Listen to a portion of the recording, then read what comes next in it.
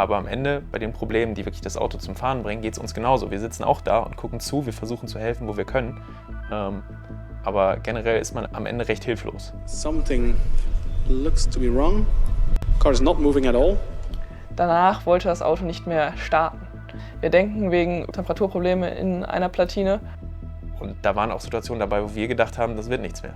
Ich glaube, also wir waren so nah dran an dem Punkt, dass es jetzt auch nicht mehr die Möglichkeit gab, irgendwie zu sagen, schaffen wir nicht.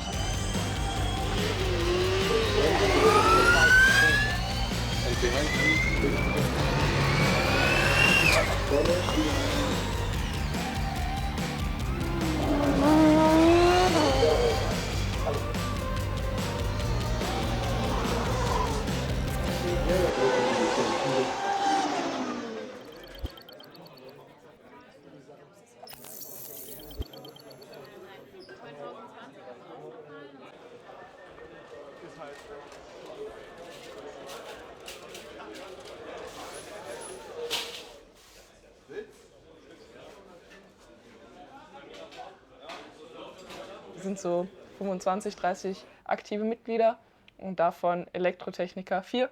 Ja. Genau. Das heißt, für ein Elektroauto schon eher wenig. Da ist auch ein Riesenrespekt, was die dieses Jahr alles geleistet haben.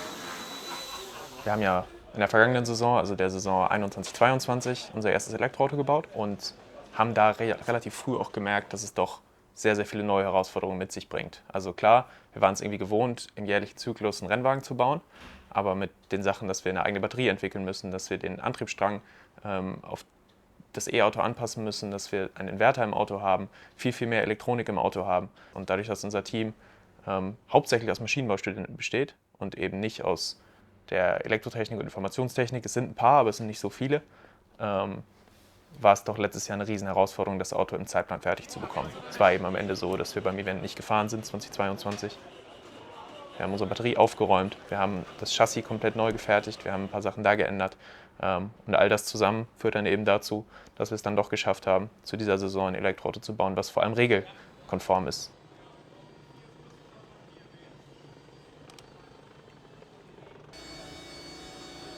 Die Formula Student ist ein internationaler Wettbewerb, an dem jede Hochschule ein eigenes Rennauto konstruiert. Bei uns nach den Regeln der Formula Student Germany. Dafür muss man bei den Events dann Abnahmen bestehen. Also dein Auto muss mechanisch sicher sein, dein Auto muss elektrisch sicher sein, du musst bremsen können, dein Auto muss Regen aushalten beim Elektroauto. Für alle Teams, nicht nur für die, die auch ein fahrendes Auto haben, sind die statischen Disziplinen. Also wir müssen zeigen, dass unser Auto gut durchdacht ist, das ist dann das Engineering Design. Da werden unsere Designentscheidungen bewertet von Leuten aus der Industrie und auch erfahrenen Professoren und sich genau anhören bis ins Detail, was man gemacht hat, und dafür wird man bepunktet. Die zweite statische Disziplin ist der Cost Report. Welche Buy- or Make-Decisions man gemacht hat, also welche Teile kauft man und welche Teile sagt man, okay, wir fertigen die im Haus. Und da punkten wir eigentlich immer sehr gut, weil wir uns halt sehr viel Gedanken darüber machen, okay, wo investieren wir tatsächlich unser Geld rein, was versuchen wir hier vor Ort mit unseren Möglichkeiten hier, aber auch generell an der Uni selber umzusetzen und selber Hand anzulegen. Und wenn man das alles hat, dann darf man beim Event wirklich dynamisch gegen die anderen Autos antreten. It's good to see those margins come down. Second driver still to come. Hopefully they will have enough time to do so. There is just over half an hour left to go. 32 minutes left. I think the pile of cars that we're now seeing in the first run queue will be back in the second run soon. Now on track, Ruoni Bochum.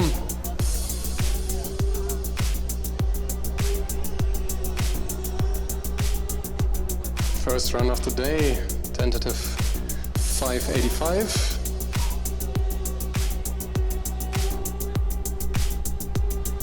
Bochum finishes with an improvement in the second run, a 5.56.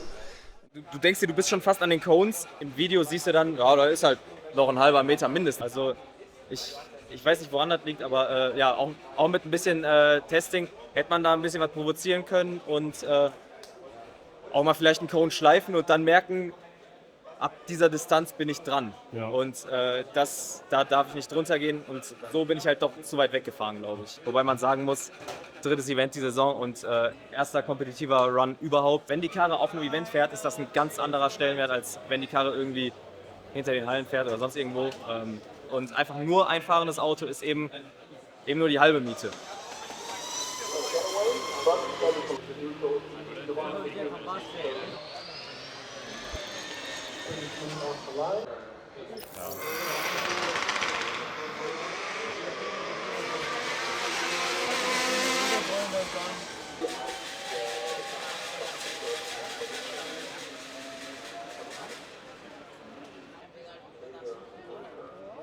Something looks to be wrong. Car is not moving at all. Am Nachmittag saß Stefan an der Startlinie von Acceleration und er machte einen Satz und dann hörte es auf zu fahren, das Auto. Dazu kam dann auch noch als Negativ-Highlight quasi, dass ein Judge gedacht hat, dass unser Auto etwas getan hat, was es nicht darf. Und gedacht hat, wir hätten ein elektronisches Problem, wo wir der Meinung sind, dass wir das nicht hatten und uns deswegen den Electrical Sticker wieder abgenommen hat. Das heißt, dass wir quasi wieder eine elektrische Abnahme machen müssen. Deswegen haben wir den Sticker jetzt.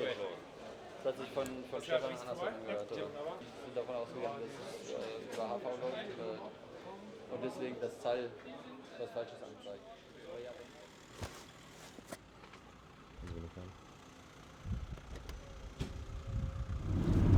Alles hinzuwerfen und sagen, ich habe keinen Bock mehr. Aber das tun wir eben nicht. Also klar, es sind alle so ein klein bisschen niedergeschlagen, aber noch ist hier nichts entschieden. Ja, Kochen ist so, es funktioniert irgendwie.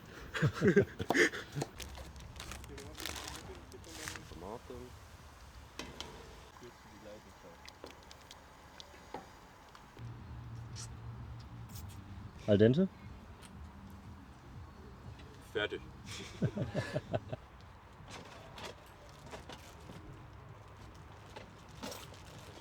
Packst du das mal rein? So.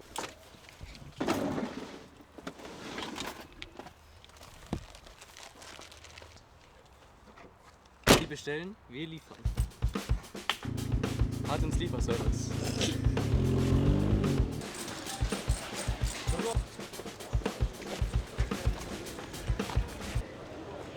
Wenn die hungrigen Mäuler werden jetzt verköstigt, die heute nicht gefrühstückt haben, weil wir keine Milch mehr für Cornflakes hatten. Das ist ganz normal, dass immer sich das Camp um das Essen kümmert und es dann hier hinbringt, weil die Leute an der Strecke haben dafür weder Zeit noch Kapazitäten. Und jetzt ist gerade die Situation, dass zufällig auch alle hier direkt an der Strecke sind. Ja, das ist dann so mal der kurze Moment der Ruhe, den du so bei 15-Stunden-Tag oder sowas hast. Es war am Samstag sehr, sehr warm, noch ein bisschen wärmer als die Tage davor. Und dieser neue Master, den wir eingebaut haben, hat, wir wissen nicht so genau warum, generell mehr Temperaturprobleme als der davor. Das heißt, wir mussten einen weiteren Lüfter ins Auto einbauen am Samstag und haben es dann aber geschafft, das Auto am Samstag so bereit zu kriegen, dass es für den Endurance bereit ist.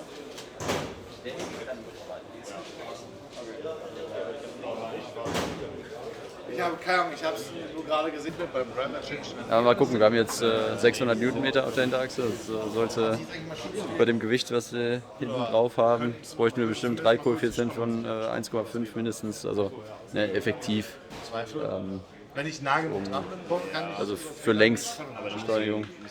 Und wir haben trotzdem eine maximale Geschwindigkeit von 80 km/h jetzt, die wir erreichen können. Ach so, okay. Was für einen Endurance recht okay ist eigentlich. Also die Top-Teams, die erreichen auch so 100, können wahrscheinlich auch mehr, aber so haben wir jetzt den Kompromiss gefunden, ohne dass wir jetzt eine bestimmte Regelstrategie haben für ein bestimmtes Drehmomentprofil haben.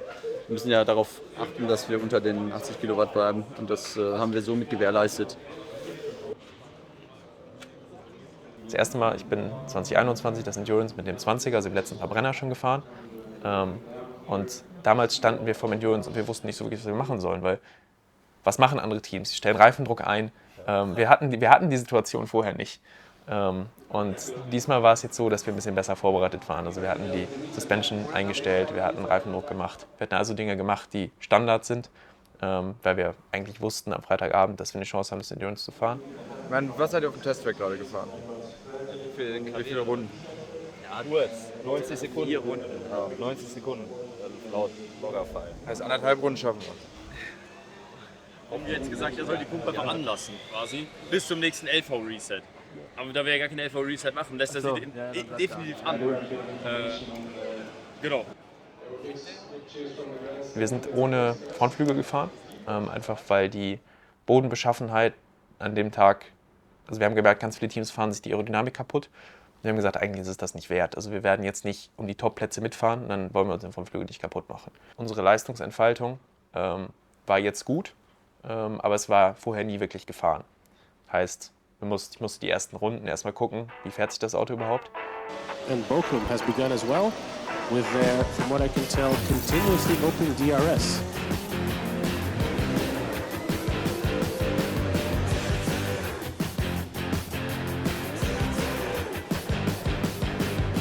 Track again. I hope the timekeeping guys are able to consolidate all this. Yeah, the drivers get a lost lap sign, and probably the driver of Strassen's car was a bit confused and got in the pit anyway. But they got going again. Meanwhile, drama for the Milano car. They are stuck in wing section. And there's just a literal train of cars. Milano, Ruhr, Bochum, Trento, Pune and Stralsund all right behind each other. This might take some sorting out with blue flags in quite a complex organization. Yeah.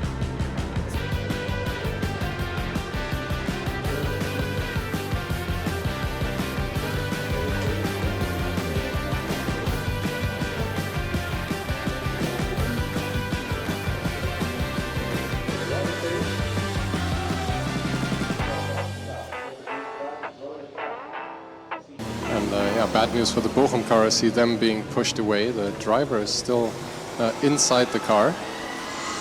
But that is the endurance over for Bochum. Ich glaube, wir haben gesehen, dass wir mit dem Konzept sehr, sehr viel richtig gemacht haben. Also nicht nur dieses Jahr, sondern auch in der 22er-Saison, da das Konzept ja von da kommt. Die Ansätze kommen von da. Und wir haben gesehen, dass das Konzept funktioniert und auch konkurrenzfähig funktionieren kann. Und ich glaube, das ist was, wo man sehr, sehr gut drauf aufbauen kann.